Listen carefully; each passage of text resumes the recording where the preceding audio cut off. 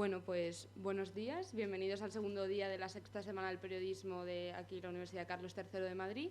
Empezamos el día con una charla sobre periodismo parlamentario y esta tarde habrá una charla sobre periodismo de moda, a las 4 en el edificio 17. Y nada, pues tenemos con nosotros a Daniel Basteiro, Pedro Ballín e Irene Castro. Os voy a contar un poco de su trayectoria profesional, algunas más largas que otras, y luego ya empiezo a hacerles preguntas y que nos cuenten ellos lo que crean necesario. Empiezo por Daniel, que estudió periodismo en la Universidad Complutense de Madrid y en la Universidad Ibergen de Noruega. No sé cómo Ese fue mi curso Erasmus en Noruega, en sí, Bergen. ¿no? Sí, en la Universidad de Bergen. Me lo he imaginado. De hecho, bueno, su trayectoria profesional fue la más fácil de conseguir porque tiene una página web donde lo pone todo. Así que los primeros medios para los que trabajó fueron 20 Minutos, como redactor en Madrid, La Voz de Almería, La SER y Local en Almería. Fue corresponsal en Público en Bruselas durante 4 años. Desde Bruselas también informó para La Voz de Galicia, Radio France International o La Sexta, entre otros. Desde 2012 estuvo trabajando en el Huffington Post en España y actualmente escribe en El Español, medio del cual es miembro de su equipo fundador y donde escribe artículos sobre asuntos políticos y parlamentarios y en menor medida culturales. A día de hoy también colabora en ocasiones en varias televisiones. Pedro Ballín estudió periodismo en la Facultad de Ciencias Sociales y de la Comunicación de Leioa o Lejona. Vale. Luego se incorporó en el periódico de la Nueva España de Oviedo y tras algunas colaboraciones esporádicas comenzó a trabajar en el Comercio de Gijón. Se mudó a Madrid, donde llegó a estar a cargo de 13 ediciones locales en el diario gratuito Metro, en calidad de subdirector, y retomó la escritura en el año 2007, incorporándose al área de cultura de La Vanguardia, donde actualmente cubre política parlamentaria. Además, es uno de los padres y avalistas de los premios Feroz y los Globos de Oro del cine español. Ha pasado por secciones tan dispersas como Sucesos, Tribunales, Economía, Política y Cultura, y acaba de publicar su primer libro, Me cago en Godard, ¿no? Y luego tenemos con nosotros a Irene Castro, que se graduó en esta misma universidad, la Carlos III, en Periodismo y Comunicación Audiovisual. Trabajó en la sección Política y de Autonomías de la agencia EFE y redactó Política Internacional en Telecinco. En 2011 comenzó a trabajar como redactora en la web de la cadena SER y de allí pasó a la dirección de comunicación del Consejo de Europa y ahora escribe en el diario.es sobre asuntos políticos y parlamentarios. Y bueno, pues bienvenidos y bienvenidas vosotros también. Y bueno, la primera pregunta que os quería hacer era que nos contaseis un poco, porque supongo, no sé si todos nosotros o la mayoría de nosotros estudiamos periodismo, entonces nos gustaría saber cómo es un día de vuestro trabajo. Cómo os levantáis y cómo suele ser vuestro día a día en el trabajo. Empieza, Irene. Venga, va. Rompo el hielo que estoy en casa. Lo primero que quería era daros las gracias por habernos invitado. A mí me hace especial ilusión estar aquí porque, como ha dicho Nuria, esta fue mi facultad. Me imagino que en la etapa universitaria pasaréis por distintos momentos y habrá momentos en los que no estéis muy contentos. Yo, como antigua alumna, os digo que este es el mejor sitio para estudiar. Y poniéndome un poco abuela cebolleta, os recomiendo que complementéis los estudios con prácticas, que es la mejor manera de luego tener un hueco en el mercado laboral. Es lo que me pasó a mí. Muchos de los sitios en los que ha dicho Nuria que estuve fue como becaria y eso me abrió muchísimas puertas. Entonces, creo que hablo en nombre de todos y os recomiendo que hagáis esto. Y ya respecto a nuestro día a día en el trabajo, lo bueno del periodismo político es que no nos aburrimos, y menos en los últimos 5 años, que son justo los que yo llevo en la sección de política del diario.es. Hemos vivido, no sé, creo que todo. Ahora ya vamos a vivir un gobierno de coalición, o sea que estamos graduados en cualquier cosa. Entonces es complicado decir cómo es el día a día, porque cada día es totalmente diferente. Lo que sería normal es que el lunes empezáramos con una rueda de prensa de los partidos políticos, que el martes fuéramos al Congreso porque hay sesión parlamentaria, que el miércoles fuéramos al Congreso porque hay sesión de control y que el jueves se aprobarán leyes. Lo que pasa es que en los últimos, pues eso, 5 años esto realmente no ha sucedido. En el Congreso básicamente lo que hemos visto es mucho marketing político y poca altura de miras en el largo plazo. Y ya les dejo que sigan ellos. Bueno, buenos días. Muchas gracias por venir y muchas gracias. Se me oye, ¿no? Muchas gracias por invitarnos. Voy a ser más prosaico. Yo me levanto muy temprano por razones que no tienen que ver con el trabajo. Durante muchos años escribiendo en prensa escrita nunca salía de la cama si no había 2 dígitos en el reloj. Esto es a partir de las 10 de la mañana. Hoy también salías casi siempre después de medianoche. Pero ahora madrugo por razones familiares y entonces el día a día empieza siempre con tertulias en la radio o en televisión y así va uno ya aterrizado para cuando va al Congreso de los Diputados. Tertulias y lectura de periódicos son las 2 actividades que acompañan el café en mi caso. Luego en el Congreso ahora no tenemos muchas pautas, es un sitio un poco inhóspito porque como no hay periodo de sesiones normalizado y cuando lo ha habido, como comentaba Irene, no hemos tenido producción legislativa apenas. Espero que esto cambie. Una de las peculiaridades del periodismo político es que, a diferencia de casi cualquier otro género o sección, no es tan simple como contar los hechos. En ese sentido, yo que hice sucesos, los sucesos son una expresión muy pura del periodismo, porque uno es poco menos que un notario. O sea, se trata, la mayor parte de las veces, de hacer algo muy parecido a un atestado policial, pero escrito en castellano, no como escriben las fuerzas del orden, que escriben con gerundios uno detrás de otro. En cambio, la política es casi justo lo contrario, porque es una narrativa. Vas construyendo un relato a partir de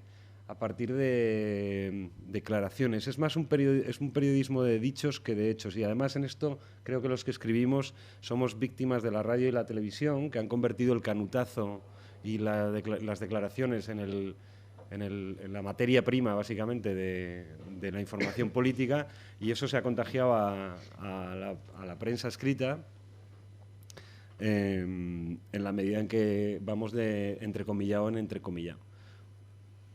Entonces, estos 5 años en los que no había, digamos, la sustancia última de una crónica parlamentaria, que es el contenido de las leyes que se aprueban y los pactos que se llegan entre los partidos para las aprobaciones de esas leyes, nos hemos pasado, yo creo, 5 años haciendo bastante narrativa de declaraciones. Es una cosa que deberíamos ir superando nosotros, creo. Empezar a intentar leer un poco más el relato de fondo de la trayectoria política que el mero acto declarativo. Yo hice, en los 2 años que estuve de subdirector del gratuito Metro, que no os acordaréis ya porque erais muy críos, pero bueno, fue uno de los 2 primeros gratuitos que salieron en España, los 2, uno era 20 minutos de propiedad sueca y otro metro de propiedad noruega, o viceversa, ahora no estoy muy seguro ya. Viceversa, ¿no? Sí. En Metro, este tipo de gratuitos nos pedían que no hiciéramos mucha información política, porque se trataba de hacer un periodismo más ciudadano en la medida en que se le entregaba el periódico a la gente que no compraba periódicos, que sí que llevaban mucha información política, ¿no? Recuerdo que hablé con el redactor que tenía, con el chico que hacía la sección de España, supuestamente de política, y le dije que hiciéramos la prueba de intentar publicar solo aperturas de política cuando hubiera un hecho político cierto, es decir, una aprobación de una ley, un acuerdo entre partidos, la firma de un tratado internacional, en fin, cosas que tuvieran sustancia, ¿no? Y para pasmo nuestro, solo publicábamos más o menos una noticia de apertura de política a la semana. Todo lo que ocurría el resto de la semana eran declaraciones de políticos. En ese sentido, una de las cosas que sí trato todo el tiempo en el Congreso es saber lo que está pasando y no tanto escuchar lo que están diciendo. Esto parece difícil, pero en el fondo es bastante fácil. Yo creo que todos más o menos, el mundo de la exclusiva acabó hace mucho en el periodismo parlamentario porque ahora hay demasiados periodistas. En los años 80 estaban 10 personas y el que estaba en la cafetería se pillaba la exclusiva porque oía a un ministro hablar con un diputado. Eso ahora ya prácticamente es imposible porque somos tanta gente que todos nos enteramos de todo, ¿no? Entonces, el trabajo, por lo menos el cometido que yo desempeño en el Congreso es intentar saber qué está pasando detrás de las declaraciones. Un ejemplo de los últimos meses de cómo el periodismo de declaraciones se come la política, pues ha sido el proceso anterior de negociación de una coalición, ¿no? Que iba de canutazo en canutazo. Y había canutazos, pero luego no había negociaciones. O sea, una de las cosas que no hubo en estos 5 meses prácticamente es ninguna negociación. A eso me refiero con lo de ir por detrás un poco del periodismo de declaraciones. Y luego, en cuanto al día a día, solo añadir otra cosa, que casi todos, supongo, los que están, como en mi caso, trabajando en un periódico papel, ya somos 2 tipos de periodistas. Somos un periodista de breaking news para la web de nuestro periódico y a la vez somos un periodista, digamos, más de fondo para la información de papel, porque de lo que se trata es de que si la información de papel llega necesariamente 24 horas tarde, pues que aporte, digamos, una carga de profundidad, un relato más sofisticado sobre lo que está ocurriendo para que la gente que se quita el pijama, baja de casa, va al kiosco y deja 1 euro y pico allí, pues encuentre algo que no sea lo que ya ha visto en todos sitios, ¿no? Bueno, me escucháis, ¿no? Bueno, creo que incluso sin micrófono. Gracias a la Universidad Carlos III, a la que me siento también muy vinculado, aunque yo estudié en la Complutense, que tampoco es una mala universidad, Irene. Quedo yo aquí como que la mía es la pobre. Y gracias a Irene y a Pedro, que son 2 excelentes periodistas, y los podéis leer todos los días, de hecho os los recomiendo. Claro, el título de esa charla se llama Desde las Cortes, lo veo ahí, ¿no? La labor del periodista parlamentario, ¿no? Y ya mis 2 compañeros han empezado a hablar mucho del periodismo político, quizás más político que parlamentario, por las razones que ellos han expuesto, ¿no? Y que tenemos un parlamento paralizado, que no aprueba leyes, y por ahí quería empezar. Yo me he traído como 2 o 3 titulares, quizá para provocaros un poquito y a ver qué pensáis. Y creo que el primero está bastante relacionado con esto, pero marca una tendencia más de fondo. Yo creo que el cronista parlamentario, tal y como lo conocíamos antes, es una especie en peligro de extinción, ¿no? Es decir, antes había, pues todavía los hay, es decir, digo en peligro de extinción porque quedan algunos, los podéis ver y los podéis leer, periodistas que se apostaban en el Congreso de los Diputados y que cubrían pues todas las interioridades, que vivían allí 24 horas, ¿verdad? Y que su labor era cubrir pues la tramitación de leyes, lo que pasaba en un pasillo escondido donde nadie iba si no vives allí 24 horas, y cada vez menos periódicos apuestan por eso, en parte por la situación que estamos viviendo y también porque los medios especializan a sus periodistas por partidos, ¿no? Tú cubres Podemos, tú cubres PSOE, después hay uniones raras, pues tú cubres varios partidos al mismo tiempo.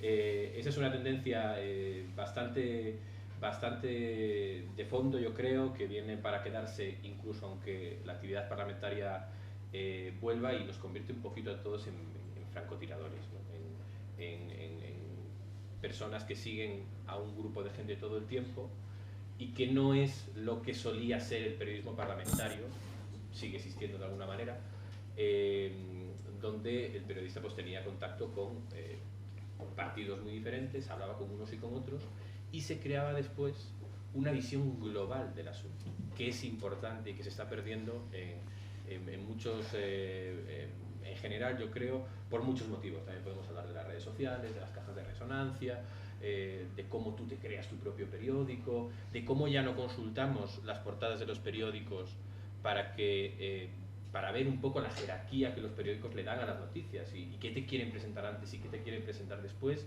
y qué quieren que leas, aunque no sea tu interés más propio porque creen que tienes que estar informado, ¿no? Por ejemplo, de una noticia internacional, o a mí me pasa a veces, ¿no? Si yo me informo por Twitter o por las redes sociales, es probable que la sección de internacional prácticamente ni la lea, porque además le dedican un espacio irrisorio en los periódicos. Pues yo creo que eso también pasa un poco en el periodismo político / parlamentario, ¿no? Que los periodistas ya somos más periodistas políticos que seguimos a un pequeño núcleo o amplio núcleo de personas, pero vinculado a un mismo partido de manera como si fuéramos un francotirador, ¿no?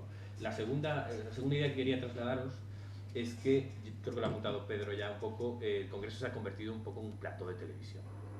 Es decir, yo creo que esto viene también de 2015, de los nuevos partidos, pero también del nuevo periodismo.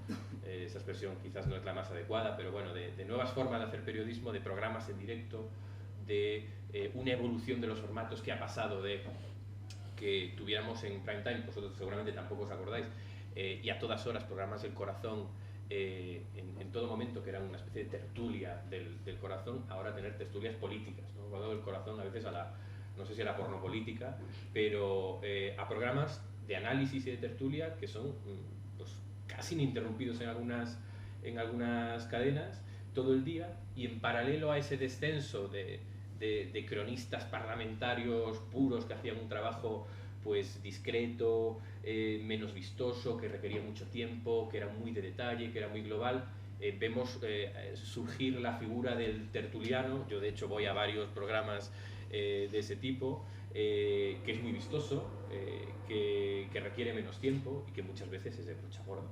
Eso creo que lo estamos viendo también en el periodismo parlamentario. Después el Congreso está convirtiendo en un plató de televisión porque los políticos lo utilizan así. Vosotros podéis ver, si algún día os subís a la tribuna del Congreso reservada a la prensa, hay otra de invitados, donde cada vez van menos periodistas porque los siguen desde sus cabinas o desde la señal por internet.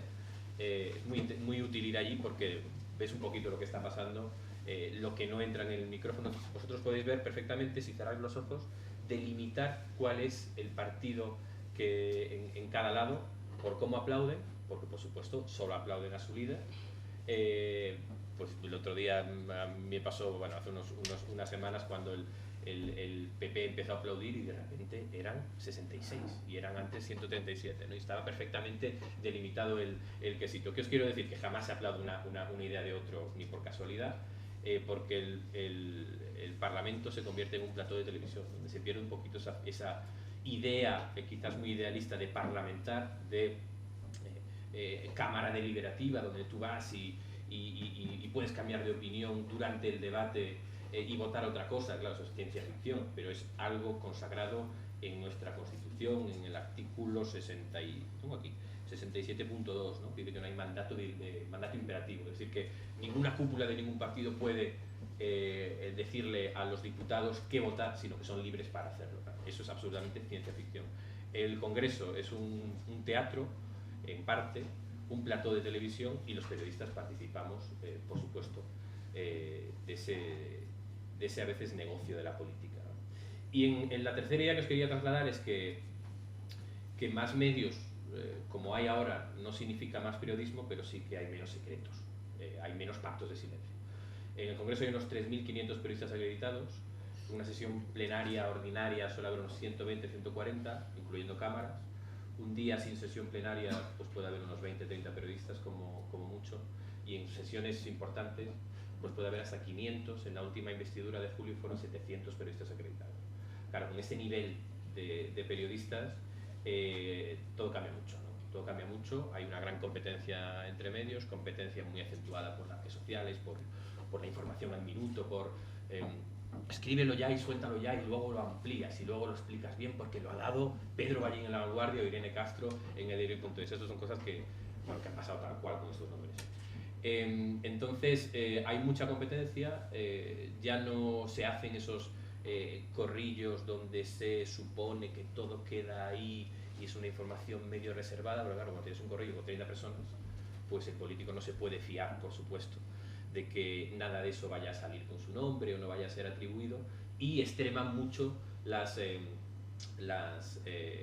cautelas, ¿no? Entonces, en ese sentido, Hay más medios, lo cual es algo bueno, hay pluralidad, es muy difícil esconder las cosas, es muy difícil vetar informaciones porque acaban saliendo por uno o por otro lado, lo cual no tiene por qué significar necesariamente que la calidad de las informaciones sea mejor. Esto es un debate que quizás podemos hablar. Y después, bueno, lo decía antes Pedro e Irene, pues cuando tú vas al Congreso, el trabajo también es personal, ¿no? No es solo seguir las declaraciones, no es solo saber lo que dicen, sino saber lo que hacen.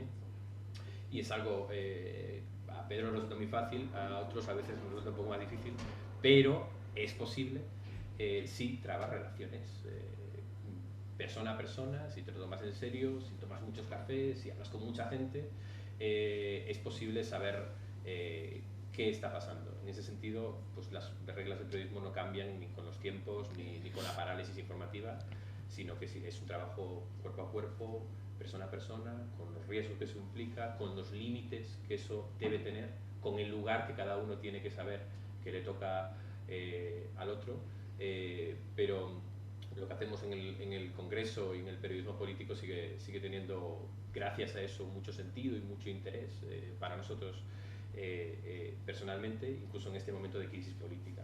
Cuando hay grandes mayorías hay gran producción legislativa, ¿no? Pero es más fácil aprobar las leyes, es obvio. Cuando no la hay, cuando hay esta sequía, cobra mucha importancia el periodismo y cómo explicamos, sea bien o mal, lo que está pasando. Por eso, incluso en esto, una crisis es para los periodistas una oportunidad. Y ahí lo dejo, que me enrolla mucho. Seguimos por donde queráis. Vale, yo quería retomar un poco la idea que estabas comentando tú ahora de tomarte muchos cafés con un político, y entonces quería preguntaros cómo creéis vosotros que debe ser la relación que establezca el periodista político con el político, porque, por ejemplo, yo me planteo, digo, jolín, pues si te llevas bien con un político puede ser que la exclusiva o te la den a ti antes que a cualquier otro periodista que no conozca de nada o algo así. Entonces, ¿cómo creéis que es mejor o más beneficioso para vuestro medio, para vosotros, para vuestra información, que sea vuestra relación con los políticos de los cuales lleváis la información? Y nada, esa era mi pregunta. Vuelvo a empezar yo. Bueno, yo creo que es complicada, y del tiempo que yo llevo en esta profesión, creo que nuestro gran mal es lo que estaba comentando Basteiro, y es que ahora mismo no hay tiempo para pararse, para reflexionar. Pedro ha dicho una cosa que igual en La Vanguardia se produce, pero que es muy minoritaria, y es que haya personas que están en el momento, en la última hora, y personas que están para una cosa más reflexiva. Eso yo creo que es una... He dicho que estamos para las dos cosas. Ah, vale, pues no, te había... Hemos fusionado. Vale, no, vale, pues te había entendido lo contrario, que hay gente que está para una cosa y hay gente para... Un tiempo fue así. Pero cada vez menos. Al final estás para la última hora, estás en el sitio, pero tienes que contar... yo llegaba a lanzar un titular y ya, y no había nada debajo, y era como, ahora ya lo amplías. Claro, las cosas pasan y después el político se queda, por ejemplo. Ahora que como somos tantos, es verdad que tejer una relación especial con alguien es muy complicado, porque... o sea, quiero decir, cada uno somos especiales en nuestro entorno, pero para ellos tampoco tanto. Entonces, esto de la inmediatez, pues al final lo que nos está haciendo es que después sea imposible quedarte a que te cuenten un poco más, porque hay veces que se dicen cosas públicamente, pero que no se pueden decir delante de un micrófono. Para esto también las teles y los directos y todo se cuenta de manera inmediata, también nos está haciendo mucho daño, porque hay gente que si tú le pones un micro delante en el pasillo del Congreso es reacio a hablar, pero para nosotros es muy valioso, porque es lo que nos hace ver pues por dónde van los tiros, y bueno, y al final es ahí donde te cuentan pequeños detalles, que es lo que te hace tener la visión global, que para mí es lo importante. O sea, para mí más importante que la última hora, que para eso Twitter también nos ha hecho muchísimo daño, porque claro, lo que alguien tarda en contar en un directo en la tele o poner un tuit, yo simplemente en entrar en el CMS, poner el titular y poner un párrafo, ya he tardado más. Entonces, esto es algo que realmente amerita una reflexión profunda, porque creo que nos está haciendo mucho daño.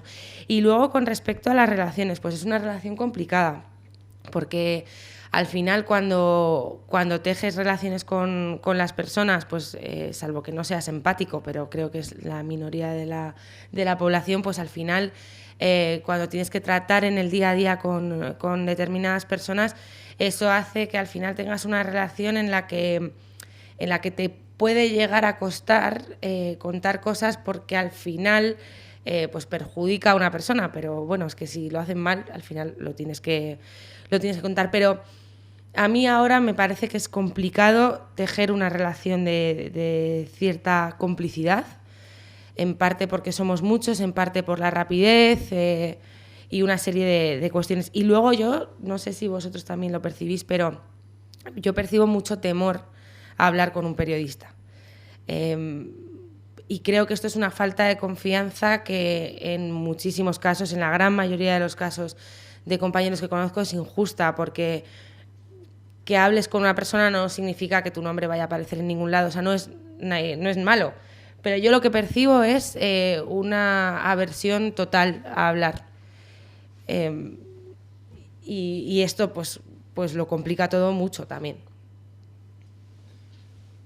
Mira, tenemos sobre este asunto tenemos una experiencia reciente, muy peculiar. Bueno, yo había hecho mucha política ya en Asturias, siempre he tenido bastante buena relación con la gente de los partidos con los que hice información, aunque incluso esa relación fuera conflictiva por la línea editorial del medio y la ideología política del partido. Yo dejé amigos iba a decir en todos los partidos, bueno, eran 3 entonces, ¿no? Izquierda Unida, PSOE y PP. Y luego cuando vine a Madrid estuve en Internet un tiempo haciendo información económica y luego en el gratuito. Luego estuve 10 años haciendo cultura y hace 3 años, cuando volví al Congreso, me encontré con una historia súper fea que tiene que ver con la distancia entre los políticos y los periodistas, que fue la irrupción de Podemos en el Parlamento, políticos amateurs que no estaban, digamos, aprendidos en la relación con los medios, con una generación de periodistas que le seguían que eran tan amateurs, porque lo que pasó con el surgimiento de Podemos es que, un poco como era el partido nuevo que había aparecido en las europeas, se asignó al último que estaba trayendo cafés, entre comillas, al más jovencito, a que siguiera a esta gente.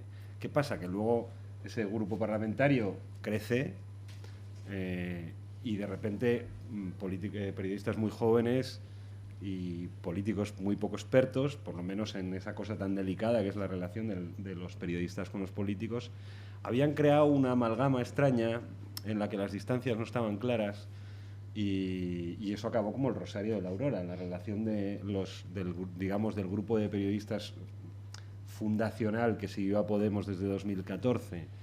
En 2016, en los meses previos a Vista Alegre, estalló en un escándalo que intervino la APM en términos un poco melodramáticos todo, porque en realidad no había pasado nada. Quiero decir, se acusaba de hacer llamadas a los periodistas a reñirles. Para que lo sepáis cuando trabajéis, las llamadas que ponen en riesgo tu trabajo no las recibes tú nunca. No te llaman a ti. Si te llaman a ti tienes mucha suerte, porque es que no pasa nada. Cuando vaya a estar en juego tu trabajo, no te llaman a ti. Y fue una cosa que me hizo reflexionar mucho, porque yo había naturalizado mucho el tener unas relaciones cordiales y en algún caso de amistad con gente que eran objeto de mi información. Como soy de pueblo, yo era pudibundo en cuanto a exhibir públicamente esto. O sea, yo qué sé, pues yo trabajando en Oviedo, durante un tiempo seguía la información política de municipios de los alrededores del cinturón de Oviedo. Y recuerdo que el alcalde de Lugo de Posada de Llanera, estaba empeñado en invitarme a comer en un restaurante del pueblo. Y yo dije, mira, el día que deje de hacer información de Posada, vamos a comer donde quieras. Pero entre tanto esté haciendo información política de aquí, yo no voy a ir al bar contigo, al centro del pueblo, pero las relaciones sí eran muy... Yo siempre he tenido relación personal con la gente con la que, en la medida que cada uno quiere, quiero decir. En mi caso yo sigo en el Congreso a Unidas Podemos, a la Anti-España, a a Unidas Podemos, a Esquerra Republicana de Cataluña, a Junts per Cat, a Bildu, al PNV. Bueno, pues tengo buena relación con todos ellos y he tenido estos años buena relación con todos ellos. Pues claro, no es lo mismo relacionarse con Gabriel Rufián, que es un chaval, digamos, razonablemente accesible, con un carácter peculiar, pero que con Aitor Esteban, que es un señor vasco, ¿no? Que hay como otra distancia. Pero sí es verdad que es complicada y puede ser conflictiva y te llevas disgustos y los das. Pero la verdad es que yo hasta este caso que vivimos en 2016 nunca había visto que esto fuera un problema. Bueno, luego ya hay lo de seguir durante 35 años al mismo partido y, o sea, vienen a los cumpleaños de tus hijos, estas cosas, que esto ya es un poco demasiado, ¿no?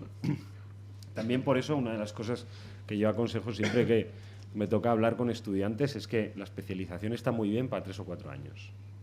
Y luego a los 3 o 4 años pues dejas de hacer lo que estabas haciendo y te pones a hacer otra cosa, porque si no, con el tiempo sí que se vician el trabajo, el propio trabajo se vicia, ¿no? Seguir mucho tiempo y muchos años a la misma gente, ahí ya, salvo que seas un psicópata, tienes unos vínculos personales intensos, y las relaciones de confianza no solo son peligrosas de los periodistas con los políticos, sino viceversa. Quiero decir, se toman confianzas excesivas, bueno, creen que tu trabajo tiene que ver con hacerles de altavoz y poco más, en fin. Pero yo debo decir que a mí que me gusta este trabajo porque conoces a mucha gente todo el tiempo, ¿no? Decían los sociólogos que de media uno cuando cumple 27, 28 años deja de hacer amigos nuevos, porque es cuando terminas de estudiar y te encuentras un trabajo. Antiguamente encontrabas un trabajo y te ibas a jubilar en él, casi seguro, y entonces ya no conoces más gente. Una de las cosas muy divertidas del periodismo es que estás conociendo gente todo el rato, y gente interesante. Entonces yo esto me lo tomo por lo literal en todos los campos en los que he trabajado.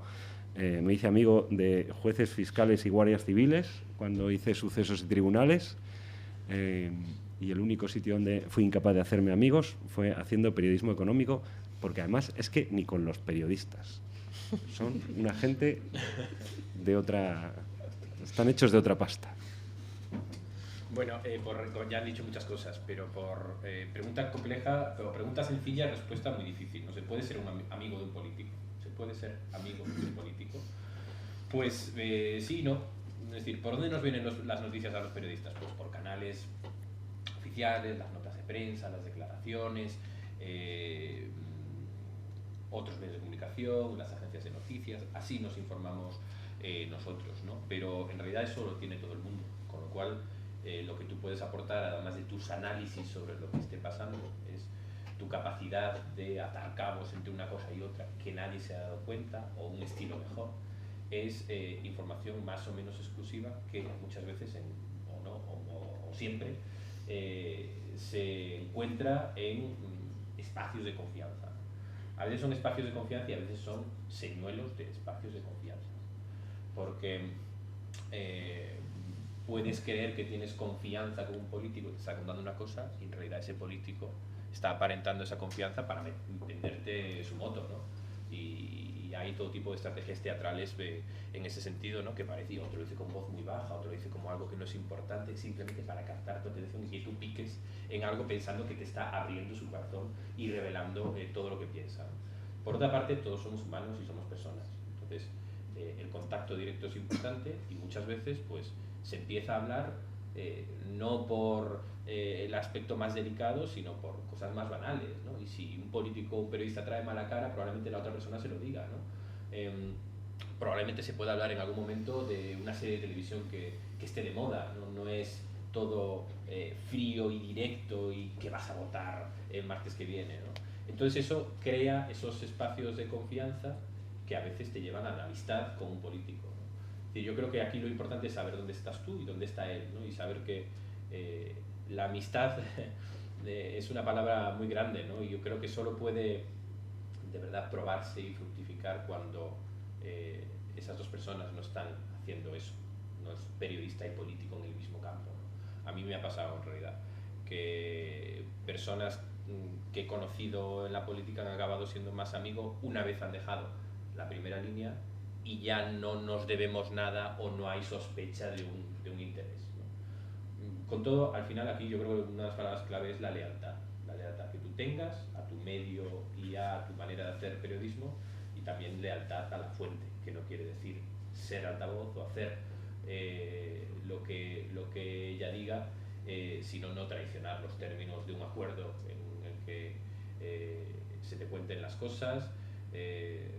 No sé, yo creo que se puede ser amigo de un político, es algo muy delicado, es algo difícil, es algo que se puede romper, porque en realidad tú estás trabajando y estás para otras cosas, no vas a la política o al periodismo a hacer amigos, y lo importante es que tú en realidad seas leal a tus lectores, leal a tu manera de hacer periodismo, y también leal a las personas con las que trates en el tratamiento de esa información, que además se pueda acotar el tipo de tratamiento que se dé. Vale, pues muchas gracias. Ahora os quería preguntar, porque con todo el tema del preacuerdo, el gobierno de coalición y tal, se pide que la prensa se mantenga al margen y deje que los partidos pacten tranquilamente, sin entrometerse. Entonces, ¿hasta qué punto creéis que la prensa tiene un papel determinante en las negociaciones que se producen y los pactos que se producen entre partidos políticos? Bueno, nosotros cuando este verano contamos la primera reunión que tuvieron Pedro Sánchez y Pablo Iglesias, hubo un momento en el que tuvimos, miedo, no miedo, pero que llegamos a pensar que a lo mejor por nuestra culpa había volado todo por los aires, porque fue una reunión absolutamente discreta en Moncloa, y entonces cuando nosotros la contamos, entre ellos surgió una desconfianza absoluta. Pablo Iglesias siempre pensó que la reunión la había filtrado Moncloa porque le interesaba, porque en realidad Pedro Sánchez no quería tener un acuerdo, y Pedro Sánchez pensó que había sido Pablo Iglesias quien lo había contado, bueno, pues para mayor gloria suya. Claro, esto viene en realidad de una relación de desconfianza de hace muchos años, pero bueno, esto fue lo que pasó, y es verdad que de aquella desconfiaban y siguen desconfiando hasta cierto punto, hasta ahora, que yo creo que no les queda ya más remedio que entenderse. Y ahora lo que nos han pedido es eso, nos han pedido, se han pedido entre ellos, y en realidad nosotros lo que nos han pedido es que entendamos esa discreción. Y es verdad que, bueno, que cuando estás negociando cosas pues como un gobierno, cualquier paso que no sea firme pues puede traer problemas. Yo creo que en este caso también tiene que ver con que hay personas del gobierno que no saben que no van a seguir, y que bueno, les queda un mes para seguir trabajando, y entonces pues es complicado seguir trabajando en un sitio cuando sabes que te vas a ir. Y ellos, o sea, más allá de que se hayan pedido discreción entre ellos, también en esta ocasión lo que estamos viendo, bueno, lo que ha dicho antes Pedro, que en verano realmente la negociación se reunían media hora y luego salían y hacían un canutazo. Ahora no, o sea, si están hablando no lo sabemos, es muy difícil enterarse, y es muy difícil enterarse también porque lo sabe un grupo muy reducido de personas. De hecho, yo tengo muchas dudas de que lo que denominamos el núcleo duro del Partido Socialista, todos tengan toda la información.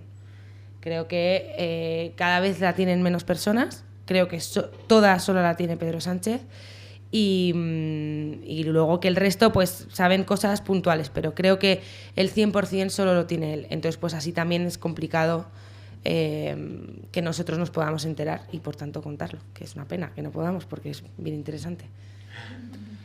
Bueno, es que lo de la reducción del núcleo afecta a la otra parte también, ¿eh? Os puedo asegurar que, no creo ni que media docena de personas estén al corriente de cómo se está o se va a producir el proceso de negociación. También es verdad que prueba de que el secreto funciona es que hubo el preacuerdo. Es más, yo creo que si en vez de enterarnos todos al final, que lo adelantasteis vosotros,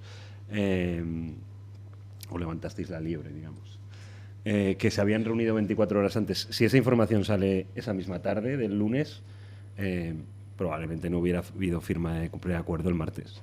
Porque, como dice Irene, el acuerdo tiene enemigos. Y tiene enemigos no solo en los poderes económicos o mediáticos, sino también, y los adversarios políticos, sino también dentro de las formaciones políticas, ¿no? Y de quien se protegió sobre todo el secreto era de los propios, ¿no? Se redujo mucho el núcleo de gente que lo sabía porque hay algunos a los que no les interesa que el acuerdo salga adelante y la mejor forma de dinamitarlo es soltárselo a la prensa. También es verdad que yo llevo muchos años a todos los políticos intentando, es un poco, en fin, pretencioso por mi parte, pero se lo digo a todos los políticos todo el rato, 24 horas. 24 horas es el límite en el que se puede mantener un secreto. Si os reunís, de hecho, lo del lunes pasado fue excepcional, porque las reuniones discretas de la primavera, de junio, se producían sin que lo supiéramos, pero no creo que pasaran más de 5 horas antes de que nos enterásemos, unas veces unos, otras otros, que había habido encuentro, ¿no? Lo de la semana pasada a mí me sorprendió, y de hecho cuando supe del asunto dije, si llevamos 24 horas a oscuras es que esto va en serio. Sí, es verdad. Es que esto se pretende que salga adelante. Es verdad que viven sometidos a demasiados ojos, y esto que comentabais antes es importantísimo.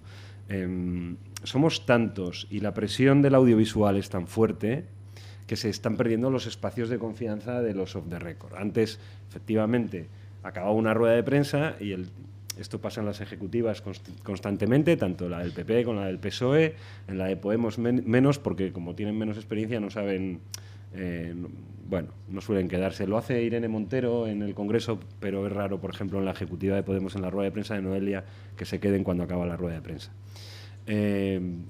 Pero es una costumbre de años, de décadas, que tú des una rueda de prensa y cuando acaba se apagan las cámaras y antes de irte haces corrillo, te preguntan cosas, las contestas. Eso lo puedes atribuir luego, el uso de eso como información.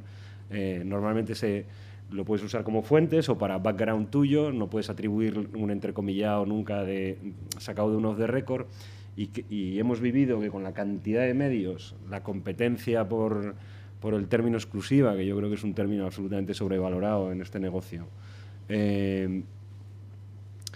pues se rompen los off the records. Y entonces eso que genera desconfianza de los portavoces con los que tratamos. Bueno, uno de los que mejor se relaciona con la prensa, porque además esto tiene que ver con atributos personales también de forma de ser y tal. Por ejemplo, es Pablo Casado, que es un señor encantador siempre y muy atento. Iglesias, por ejemplo, ha desarrollado con los años una especie de desconfianza absoluta. Es dificilísimo encontrarlo en un corrillo en el patio, dificilísimo. No sé si habrá hecho 3 o 4 en los últimos 4 años. Hay otros que lo llevan mejor, por ejemplo, Irene Montero es más tranquila para eso, no desconfía tanto. Mis amigos los vascos, es que ni echándoles el lazo, cuesta un trabajo. En fin, esto tiene que ver con yo la verdad es que a ellos los entiendo bien, o sea, están sometidos a una presión que además se expresa casi como presión física, porque de repente nos ponemos 25 alrededor de alguien, ¿no?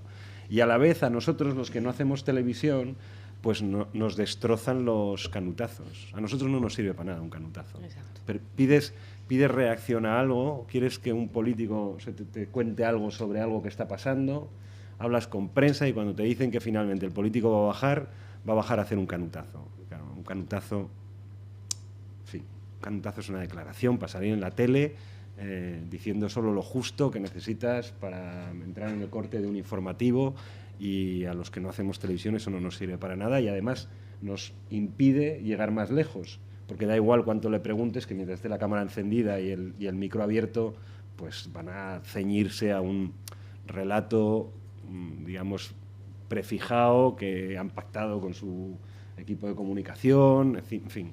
Esto dificulta mucho el trabajo. Todo lo que os decía al principio un poco, ¿no? Todo lo declarativo es dinamita para la política real, digamos, ¿no?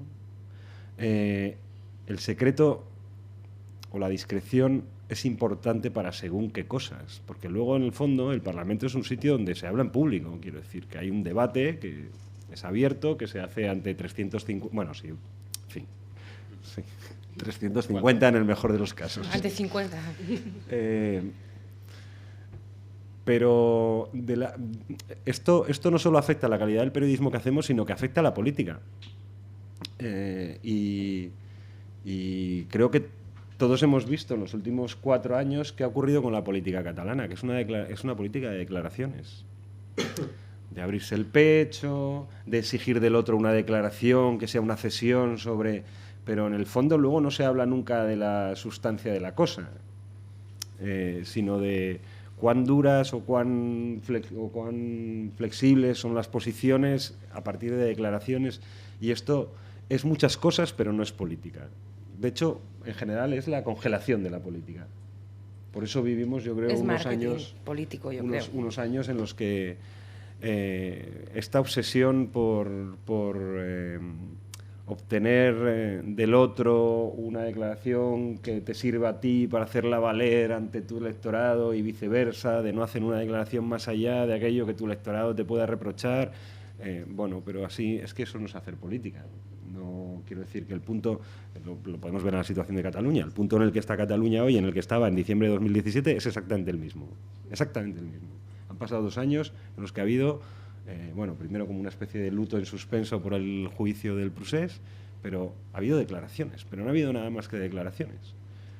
Gestos simbólicos. Lo más de pasar de las musas al teatro es pasar de las declaraciones a colgar cosas, a ver si así un juez actúa y entonces teatralizamos un conflicto, pero pues como el juicio de ayer, que se convierte en un teatrillo donde detrás no hay política digo en el sentido de, en fin, en el peor sentido, política es una declaración unilateral de independencia, ¿no? Salgo y digo, pues ahora somos independientes, que venga la Guardia Civil. En el mejor sentido, llegar a algún tipo de acuerdo que encauce la situación. Cualquiera de esas 2 cosas son política. Hacer declaraciones y teatros, pues tienen la política como la tenemos hoy, ¿no? Yo creo que España es un país que está perdiendo un tiempo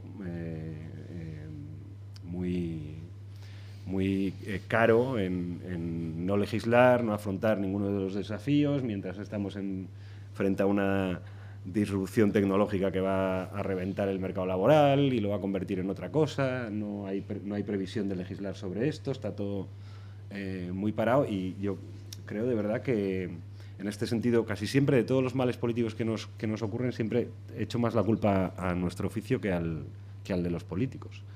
Creo que hemos convertido todo en una especie de profesión de fe, ¿no? En el que los políticos se sienten obligados a decir determinadas cosas, pero hacer lo que se dice hacer no se sienten obligados a hacer nada, ¿no? Y eso tiene mucho que ver también con lo que comentaba antes Daniel. Además, yo recuerdo que lo viví con una ilusión. Dije, madre mía, hemos puesto fin a una década en la que las programaciones de las cadenas de televisión eran un container a partir de un reality o un container de información del corazón, y cuando empezó La Sexta a convertir la política en su a convertir la política en su marca contenedor, ¿no? que empezó las noches de los domingos, pero se fue prendiendo hasta coger toda la programación. Dije, coño, pues es un paso adelante, ¿no? O sea, hemos pasado de discutir sobre un torero y un divorcio a pasar a hablar sobre política. En realidad, al final, o sea, soy un tonto optimista. Esto yo creo que ha pervertido la política por completo. La política, como hablábamos del torero, ¿no? Sí. Que es el problema. Sí. La opacidad, por responder a la pregunta de negociaciones, transparencia, es necesaria en política, aunque sea a veces de manera pasajera. Si os fijáis, cuando hay una, parece que pasa mucho últimamente, investidura o elecciones, hay una ronda de consultas con el rey, que en teoría modera la política española, sin que sepa muy bien qué significa eso, pero que en teoría no es un actor, se reúne con todos y al final pues le encarga a uno o a otro la investidura, que forme gobierno, ¿no? Entonces pasan todos los representantes de los partidos políticos con representación parlamentaria, que hasta ahora eran algo más de 15 o algo así, creo que esta vez van a superar los 20. Todos vienen después y hacen una rueda de prensa en el Congreso. Todos no. Todos salvo el PNV. El PNV no hace una rueda de prensa después de ver al rey. Y el PNV no comunica, lo acaba de contar Pedro, no está todo el día hablando, y sin embargo el PNV es la salsa de todos los guisos, ¿no? Es capaz de tener una interlocución con el Partido Socialista, con el Partido Popular, al que le aprobó los últimos presupuestos que siguen en vigor, los de Montoro, y es a través de una posición política muy concreta, pero también de cómo se maneja, es capaz de estar siempre en el centro de la operación. Y es importante, siempre que sea pasajero y después se sepa qué pasó, que haya ciertos momentos de reserva, porque la transparencia total condiciona las propias negociaciones, ¿no? Hace unos años, cuando emergió Podemos y Ciudadanos, yo creo que esto es algo más de Podemos, se empezó a hablar de que las negociaciones tenían que ser por streaming, ¿no? Porque no se le podía ocultar nada a los ciudadanos, porque los ciudadanos tenían que saber exactamente qué pasa en esos despachos donde se resuelve el futuro no se del arrepintieron país. Un poco de haber dicho no se arrepintieron un poco, ¿verdad? Entonces, claro, como que negociaciones por streaming, tú radias una negociación, te carga la negociación, porque todos al final, una guerra de percepción, porque los tuyos, que dicen en tu partido, que dice los posibles votantes en caso de que se repitan las elecciones o en el próximo proceso electoral, es absurdo, ¿no? Creo que Pablo Iglesias nos ha dado un ejemplo la semana pasada de lo muy equivocado que estaba. Al final, la información la tienen ellos, nosotros no producimos la información, nosotros conseguimos información que ellos emiten o que a ellos se les escapa, que suele ser la más divertida. Pero el control lo tienen que tener ellos, ¿no? Entonces, de ellos depende que nosotros nos enteremos más o menos, y de ellos depende que nosotros a veces, por este negocio en el que vivimos, que es un negocio, los medios de comunicación, por la competencia entre medios, por la proliferación de medios, por las exclusivas, por el minuto a minuto, al final acabamos tragándonos muchas de esas cosas que nos dicen, incluso a veces a sabiendas de que no van a ninguna parte, ¿no? Ya nadie hace el experimento de Metro de solo informar de político cuando realmente se lo merezca. Aquí es, haya o no haya, informas. En un periódico gratuito disparas con pólvora del rey, repartes 1 millón de periódicos, tú siempre sabes cuál es tu audiencia y entonces nos permitimos hacer cosas, en fin, hice cosas mucho peores que esa. Y ahí, ahora no las cuentas, y entonces ahí es donde quizás yo le doy más responsabilidad a los políticos, que son representantes públicos, que se espera de ellos un comportamiento pues ejemplar, pero sin embargo están todo el día vendiéndonos su moto siendo coloquial, ¿no? Ellos controlan la información, pero ellos tienen mucho miedo de las filtraciones, y tienen mucho miedo de los suyos, porque los partidos son plurales, y después hay muy buenos periodistas que trazan o traban esas relaciones de confianza donde surgen ese tipo de informaciones que a veces pueden perjudicar al líder. Claro, esto es un círculo vicioso, esto es un caso absoluto que nos lleva al final a que desde de las negociaciones por streaming y de la regeneración política, de la democratización de los partidos, pasemos a partidos con hiperlíderes, donde solo una persona tiene toda la información. Es así para evitar filtraciones, lo cual en realidad puede ayudar a una negociación, pero también hurta a su propio partido, a su propia ejecutiva, la posibilidad importante, necesaria, de un debate interno sobre cuestiones que afectan, para empezar, al partido, pero a toda la sociedad.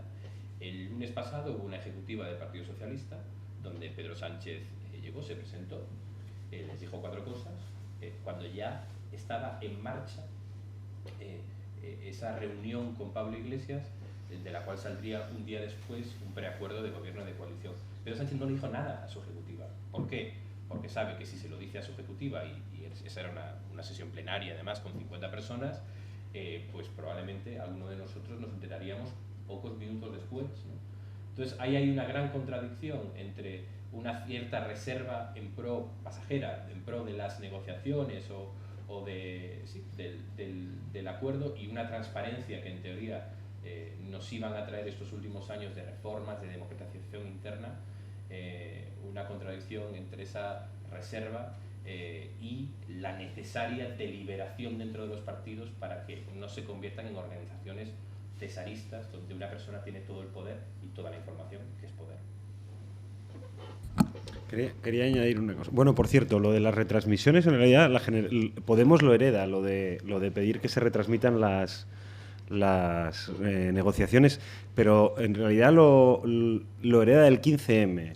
El pre-15M son todos aquellos movimientos que se movilizan durante el invierno anterior por culpa de la ley Sinde y la lucha contra la piratería, y la ministra de Cultura empieza a reunir, un poco a iniciativa de Álex de la Iglesia, que era entonces presidente de la Academia, empieza a reunir a actores del mundo del audiovisual para hablar de la lucha contra la piratería, y por primera vez mete a abogados de copyleft. Y en las primeras reuniones que van los abogados de copyleft, que luego son parte de los que están en la Fundación de Democracia Real Ya y de lo que luego será la génesis del movimiento 15M, retransmiten toda la reunión, lo hacen varias veces por Twitter, mientras están reunidos con la ministra, el secretario de Estado, etcétera, etcétera, etcétera. Y de ahí lo heredó Podemos, que ya se arrepintió hace tiempo, porque no sé si te acuerdas, pero en las declaraciones después de las elecciones de abril, una de las cosas que repetía todo el rato Iglesias ya se había bajado entonces de la burra, tiene que haber unos encuentros discretos para... En fin, o sea, ya se dieron cuenta de que así la cosa no iba para adelante. Pero no es un mal solo de esta transparentación del mundo, que tiene que ver con la inmediatez digital y el hecho de que todos llevamos un aparato emisor-receptor en el bolsillo con el que producir información y consumirla. Afecta a todo, y esto suena a título de anécdota, pero no es ninguna tontería. Antes, la forma de las audiencias de expresar su aprobación a un producto cultural, por ejemplo una película, llegaba cuando la película se estrenaba, si acaso en los focus group que se hacían previamente a los estrenos, para saber por dónde iban los tiros. Ahora la decisión de contratar a un actor o una actriz es respondida en redes sociales y puede hacer cambiar todos los planes de producción de una película, por si el actor no es de color o no, o si hay suficientes chicas, o si el mito de mi personaje clásico de los tebeos era un tío y lo has vuelto una tía, y eso provoca una reacción. O sea, esta especie de sensación de panóptico donde todos nos vemos y vemos lo que los demás hacen, y por tanto hay una especie de control social muy inmediato que dificulta mucho sacar las cosas adelante. No solo es un atributo de la política, y creo que es un atributo de los tiempos que ha venido para quedarse. No sé si para bien. Hasta el amor necesita intimidad. Sobre todo el amor. Bueno, pues como queda media hora y vamos a tener que acabar la charla de manera súper puntual, quería abrir el turno de preguntas, por si alguno de vosotros queréis hacerle alguna pregunta. Si no tenéis ninguna, no os preocupéis, porque yo tengo muchas, así que...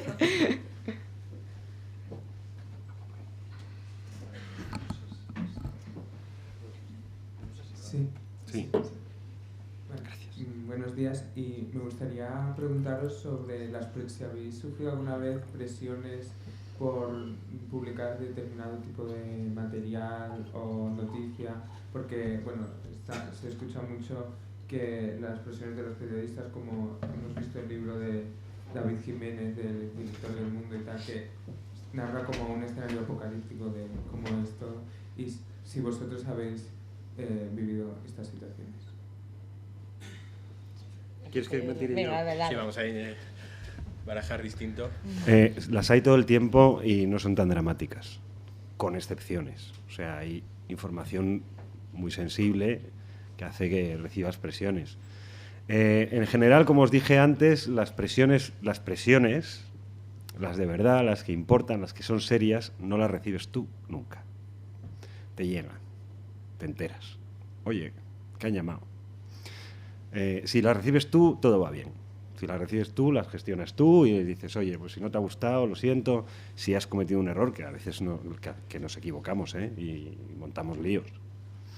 Pero si lo bueno por cierto, lo bueno del digital es que ahora puedes corregir sobre la marcha si has metido la zarpa. Las presiones que uno recibe no son preocupantes. También tengo la sensación de que, como a todos nos gusta un poco envolvernos en la aristocracia de la víctima, ser víctima es una aristocracia, es una forma de autoridad moral, exageramos un poquito. Y en mi experiencia tiene más que ver con que tú entiendas cuál es el medio en el que trabajas, cuál es su línea editorial, que el hecho de que una información determinada vaya a provocar que te armen la marimorena. También hay especialidades periodísticas. Por ejemplo, los compañeros de Irene que se dedican propiamente al periodismo de investigación, supongo que recibirán bastante más presiones que nosotros. No se puede tampoco confundir presiones con un vicio que tienen los políticos y sus equipos de comunicación, que es hacer llegar a tus jefes su parecer sobre lo que publicas. Esto no es exactamente presiones. Esto es más que nada es para que sepas que te tienen tomada la matrícula y que te están echando el ojo. Yo he recibido muy pocas quejas directas, muchas, no ahora, a lo largo de mi vida, muchas presiones / quejas, incluso alguna vez peticiones directas de la cabeza en una bandeja. Pero en general, si no trabajas en una empresa gestionada por chiflaos, que las hay, es decir, si tus jefes entienden el negocio, pues también saben torear con eso. Quiero decir, no suelen tirarte a los pies de los caballos de buenas a primeras. Creo que todo esto tiene más que ver con entender en qué medio trabajas y cuáles son la línea editorial del periódico, si tiene líneas rojas o no, etcétera, etcétera. Pero eso creo que dramatizamos un poquito con las presiones. Sí que las hay, Vamos, yo me reí mucho y me lo tomé a coña, pero esto se está dando en streaming, ¿no? Transparencia. Los 2 años de Metro para nosotros fueron un infierno. Yo tenía una redactora jefe de local que recibía 3 llamadas todos los días, mínimo 3 llamadas todos los días de la jefa de prensa de Esperanza Aguirre, pero ni siquiera por nada que habíamos publicado. Era más bien casi siempre para presionar para que Esperanza Aguirre había ido al Retiro a hacer gimnasia y habían hecho unas fotos en chándal y que eso tenía que ser la portada del periódico al día siguiente. Y yo, que las he tenido de todos los colores con políticos, no recuerdo nada como aquellos 2 años, porque era todos los días, pero todos los días. Debo decir, porque para que se entienda que tampoco tiene nada que ver con las siglas, que a la vez nosotros teníamos de alcalde a Alberto Ruiz Gallardón, que no recuerdo que llamaran jamás al periódico que no fuera para convocarnos algo que iban a hacer al día siguiente. Jamás para comentar una noticia. Y las protestas de lo que durante muchos meses fueron protestas de la directora de comunicación, pues más adelante pasaron a ser amenazas de retirada de publicidad institucional y llegó un punto en el que el CEO de Metro en España recibió una llamada pidiendo mi cabeza y la de la directora. El tipo no hizo caso, o sea que, bueno, salimos bien librados. Pero en general nos gusta dramatizar un poquito, Esto, o sea, profesión de riesgo es ir a hacer periodismo a según dónde, ¿no? Aquí, de momento, uno no puede desaparecer de su apartamento en una noche encerrado en una furgoneta. Sí, o sea, la verdad es que tengo muy poco que añadir. Yo estoy muy de acuerdo en la parte de la línea editorial, pero es más una cuestión de uno mismo que de recibir presiones. Creo que para nosotros, efectivamente, en lo que nosotros hacemos, no es una práctica muy habitual. Ahora, que las hay, seguro que las hay. Bueno, porque al final pues los medios de comunicación viven de anunciantes y demás, y estoy convencida de que existen, pero... Un matiz, donde sí las hay es en economía. ahí sí que no te puedes salir de la línea. Esto, en la sección de economía, es mucho más crudo todo. Sí, pero eso, que no creo que... Estoy de acuerdo con que probablemente se saca todo un poco del tiesto. Yo en los 7 años que llevo trabajando, habrá habido cosas, pero que no... O sea, creo que sería inasumible trabajar si tienes la presión de que te presionan todo el rato. Bueno, ya sabemos por qué Pedro Ballín no hizo amigos en su etapa económica. Lo acaba de revelar ahora. Presiones hay siempre. Pasa que hay que distinguir un poquito la delgada línea entre la presión y la amenaza, ¿no?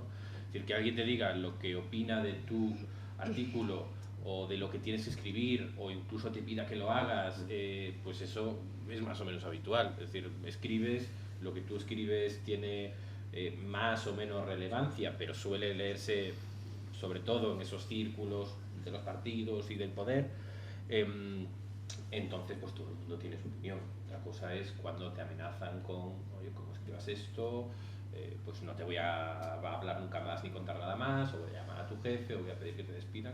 Creo que eso es menos habitual, pero también ocurre por desgracia, ¿no?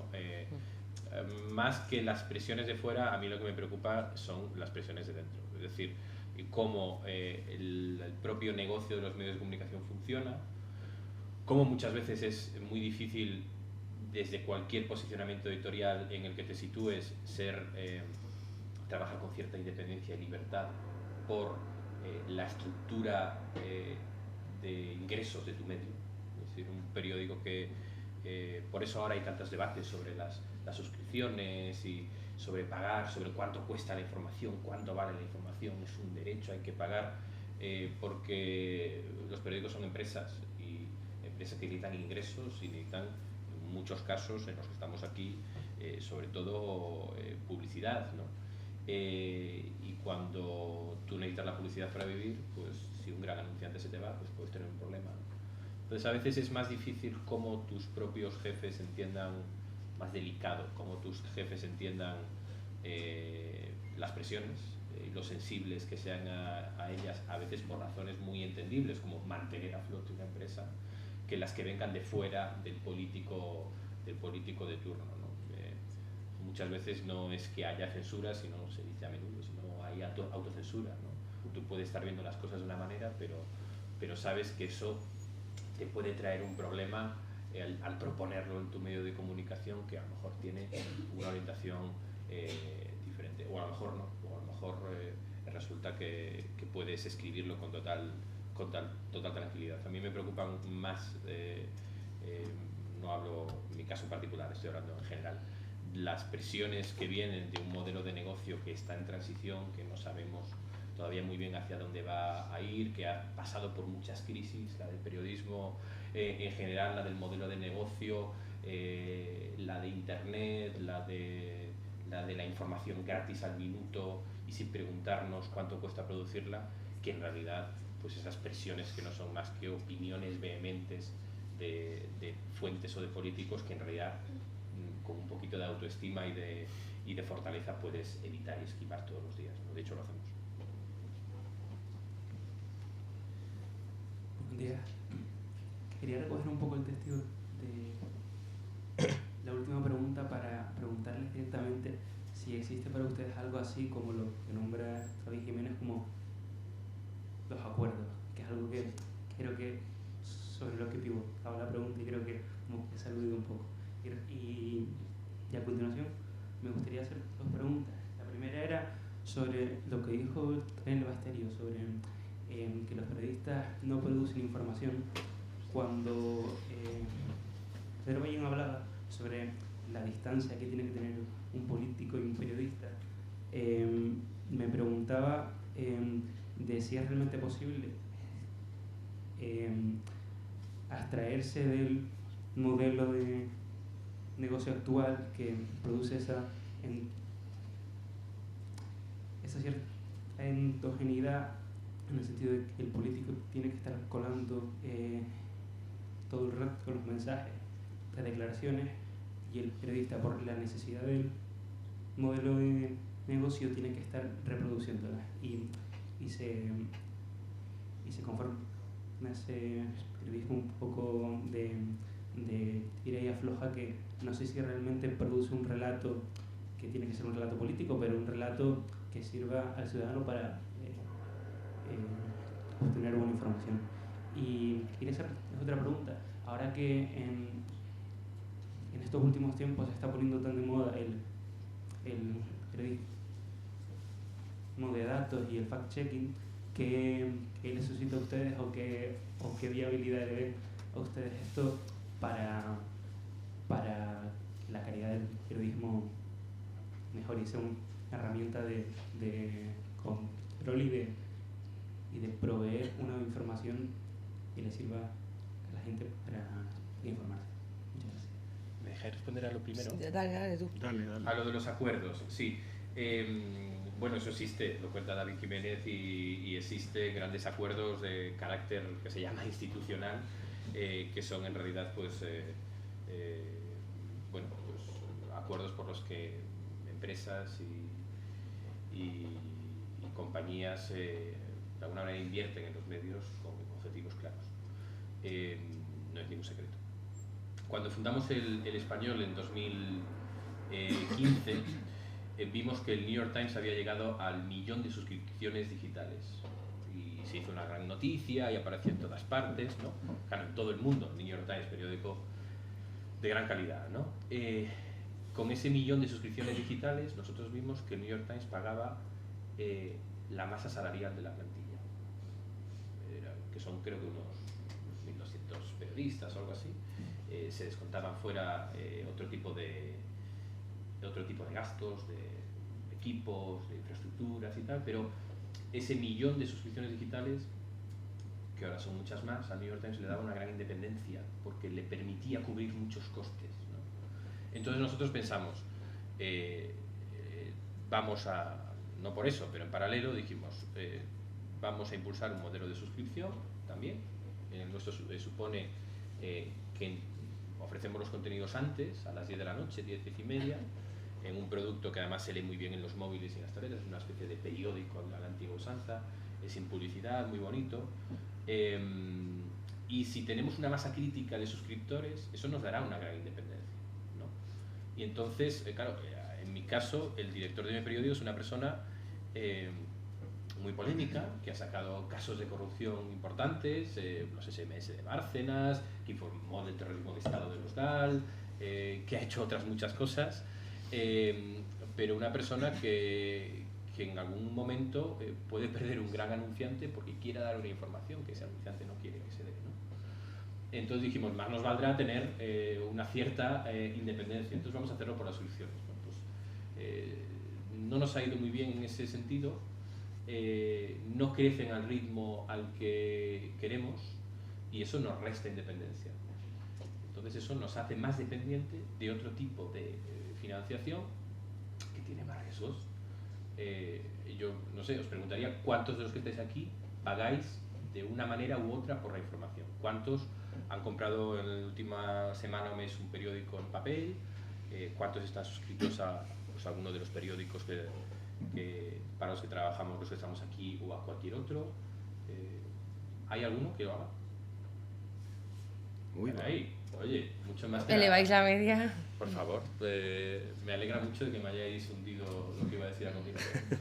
Pero la información tiene un valor, es muy valiosa la información, ¿no? Es decir, es imprescindible para el debate público y ese valor también se traduce en un coste para producirlo, ¿no?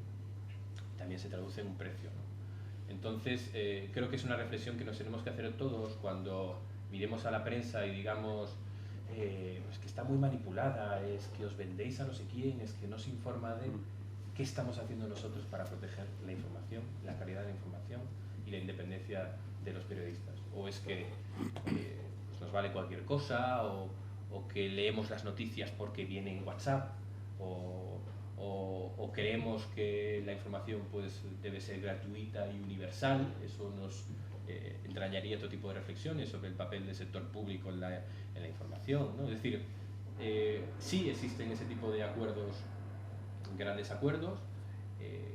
También existen anunciantes que invierten mucho dinero en los medios de comunicación esperando un trato favorable. la pregunta es también qué estamos dispuestos a hacer nosotros, en general ciudadanos, para garantizarle la independencia a esos periodistas. Es decir también que muchas veces los medios de comunicación no han acertado en la oferta, ¿no? En ofrecer algo por lo que merezca la pena pagar, ¿no?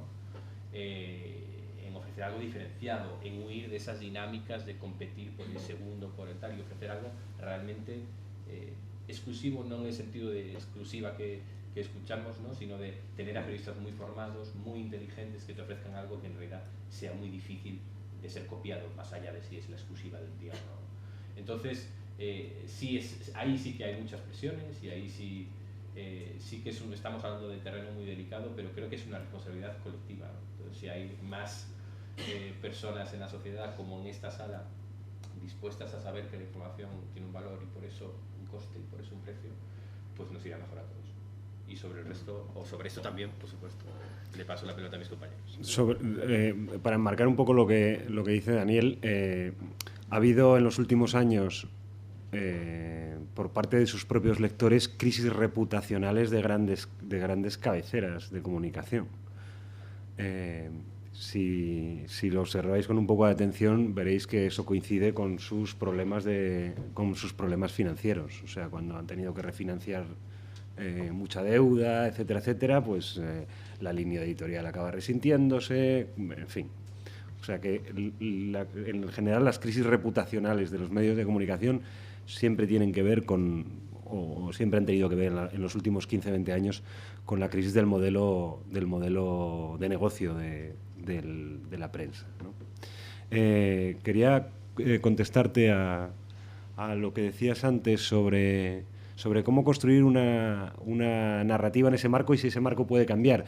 Bueno, es que hay una de las constantes que hay que tener en cuenta es que esto, bueno, no sé, es que a mí me han enseñado siempre lo contrario, pero no existe el lector. No existe el lector como algo que sepamos lo que es. Recuerdo cuando empecé a trabajar que una vez en un titular de una entrevista de una sección de cultura en Asturias puse el verbo jactarse. Era, bueno, el entrecomillado era... No, soy un analfabeto del cine, pero no me jacto de ello. Era un director joven entonces. Y bueno, cuando se publicó sin otro titular que no tenía nada que ver, me dijeron que es que jactarse no lo entiende mi abuela. Me dijo un redactor jefe. Llevo toda mi vida escuchando que me digan escribe como para que mi abuela o... En fin. Yo siempre he pensado que el lector era como yo y que además en el caso concreto de lo que hacemos nosotros, que es periodismo de papel, es una oferta, como no es una oferta río, como un programa de televisión en el que tú vayas a perder la audiencia porque una sección no interese. En televisión sí, te vas, o en radio, ¿no? Pero en un periódico no, la gente se salta las cosas. Los periódicos tradicionalmente, en España es un modelo de periodismo básicamente de ciudades, no existe prensa estatal como tal, quiero decir, ningún periódico hecho en Madrid ha sido líder en ventas nunca en ninguna provincia, creo que con la sola excepción del ABC de Sevilla. En todas las provincias diría que es que creo que además es provincial, ni siquiera es regional o autonómico el modelo de negocio. Siempre la cabecera hegemónica es de la localidad, ¿no? ¿Y quiénes son los lectores? Pues gente que te compraba para leer la programación de televisión, para ver las esquelas o para leer los precios del mercado de ganado. Pero un periódico es una oferta plural y yo siempre pensaba, bueno, pues el que lee los precios del mercado de ganado no será necesariamente el que lea una entrevista con Juanma Bajo Ulloa, bueno, que era el periodista que era joven, el cineasta que era joven entonces, y que hay lectores distintos. Yo ya lo hacía un poco en la sección de cultura, pero ahora de forma mucho más clara en la sección de política. El papel es escaso en una sección de política como la de La Vanguardia, donde tratamos dos realidades políticas, es decir, hay una agenda catalana de temas, una agenda madrileña de temas para repartirse el espacio disponible. Me di cuenta de dos cosas, de que en papel es difícil en el día a día pillar trozo, digamos, ¿no? que te toque algo en el reparto, y más explicarte detenidamente. Entonces ya lo hacía en Cultura, pero empecé a usar la web como un sitio donde proponer unos relatos más meditados, en el entendido además de que la política es distanciarse un poco y saber construir el relato. Es muy importante. Ahora, con lo que pasó la semana pasada, lo importante no es dar solo que hay un preacuerdo de gobierno. Y sí, yo me adelanté 6 minutos a mis compañeros y esto valió para que la web estaban muy contentos porque esto te da un tráfico durante unos minutos intensísimo que a los gentes de SEO y de estas cosas pues les vuelven locos, pero no tiene ningún valor. El valor es contar las cosas mejor que los demás. Porque además hay muy poquita información exclusiva limpia. Digo limpia porque el periodismo de investigación no puede ser que te manden un sobre con papeles. El periodismo de investigación es otra cosa. Porque cuando te mandan un sobre con papeles ya no estás exactamente atendiendo a los intereses de tu lector, sino a los intereses de alguien que te manda un sobre con papeles. Entonces, en general, las exclusivas, entendido por exclusiva una exclusiva, no dar algo 5 minutos antes que los demás, ¿no? Que esta es una pelea en la que en las webs estamos todo el rato metidos. Prácticamente, con excepción, yo que sé, del caso Cifuentes que disteis vosotros, o, en fin, sí que hay cosas que son exclusivas, pero no es el día a día ni creo que el cometido principal de nuestro trabajo dar exclusivas. Yo siempre me he puesto mucho el empeño de intentar explicar las cosas en profundidad y con cierto sosiego y en extensión, que esto para mí es otra ventaja fundamental de la web. Cuando empecé a hacerlo, los jefes de la web me decían, escribes textos demasiado largos, intenta hacerlo de 5 párrafos. Y yo decía, no, coño, para eso ya lo escribo en el papel, que me cabe. Si te voy a hacer esto solo para ti, para la web, es porque aquí puedo escribirlo en la extensión que creo que tiene que tener, ¿no?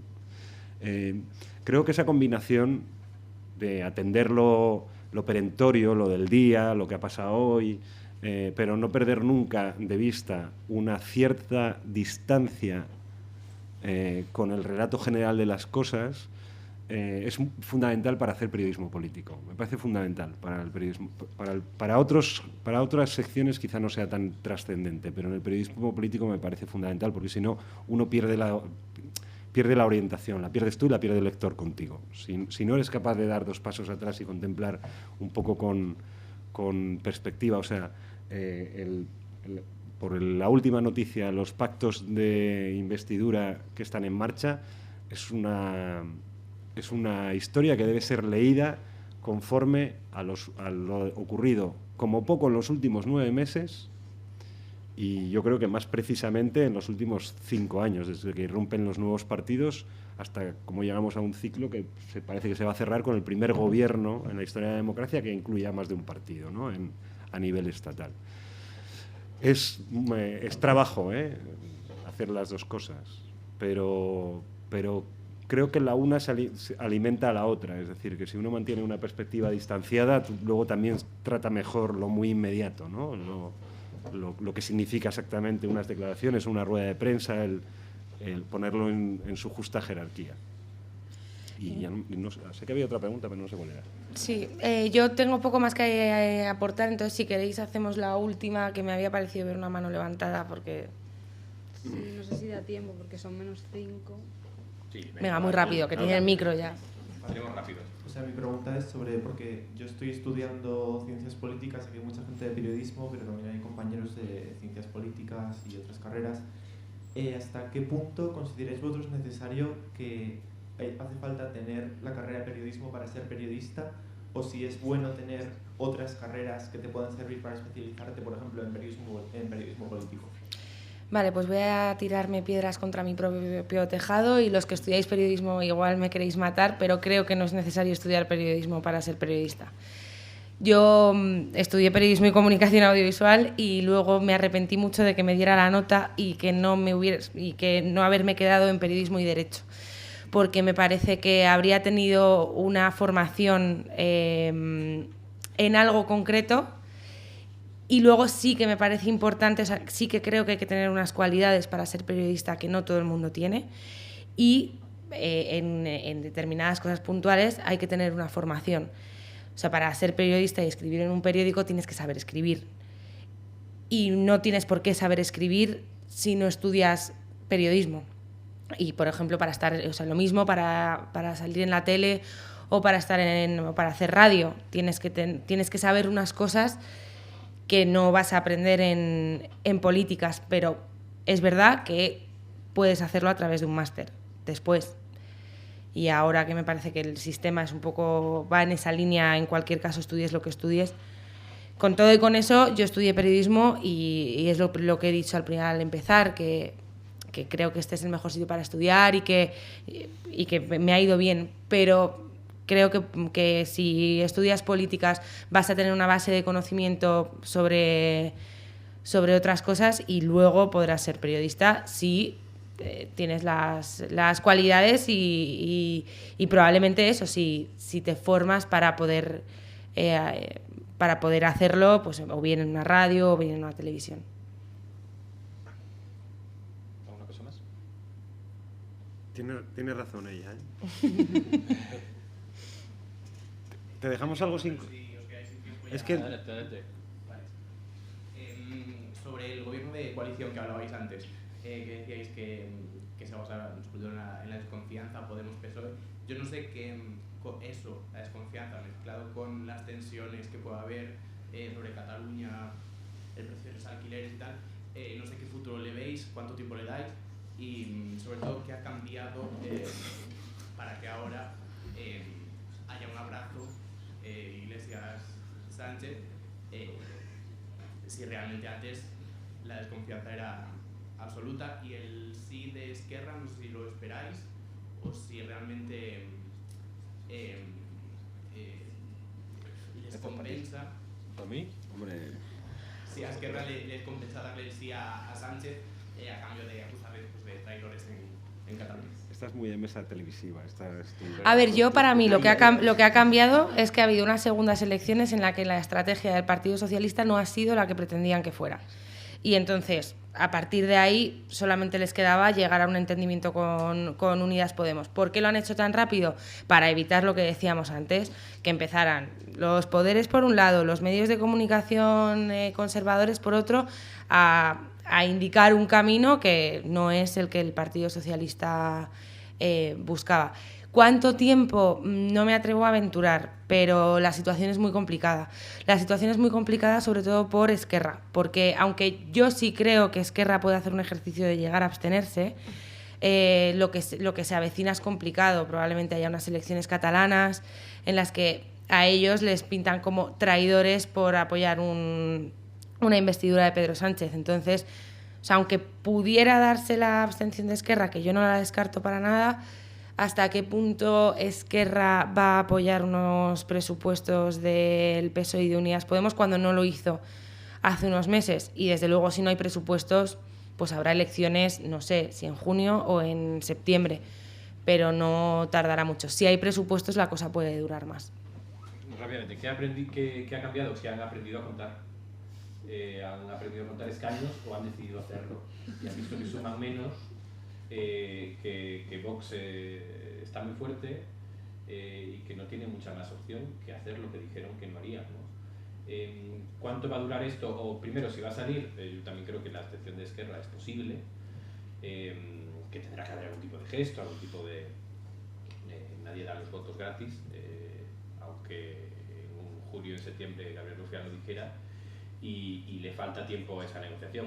Los partidos de Ciudadanos o Vox o el Partido Popular dicen que todo está amarrado y todo está hecho, ¿no? Veremos lo que pasa, lo contaremos, ¿no?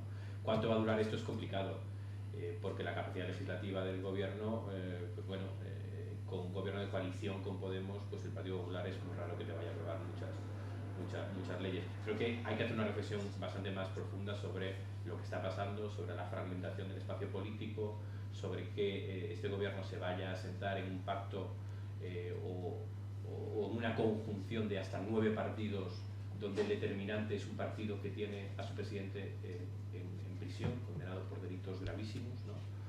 Algún día tenemos que hablar de esto de las agendas catalana, vasca, cántabra, que al final condicionan un gobierno cuando en principio el lugar para la reflexión territorial y representación territorial es otra cámara, el Senado, que no funciona, ¿no? Algún día tendremos que hablar de todo eso, ¿no?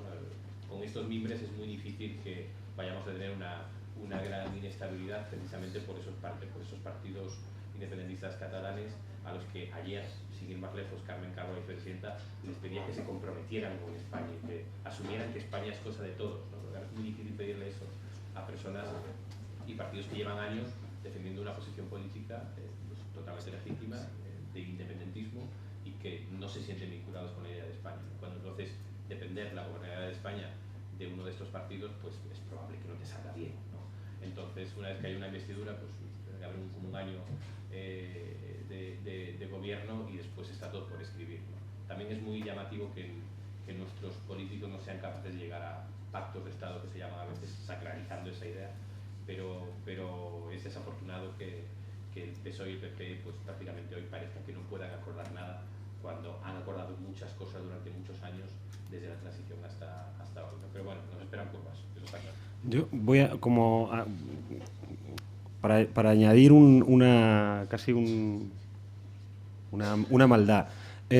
Ninguno creo que estamos en disposición de saber ni siquiera que si va a haber investidura, porque a priori a Esquerra parece que una abstención no le costaría mucho, pero es difícil de decir.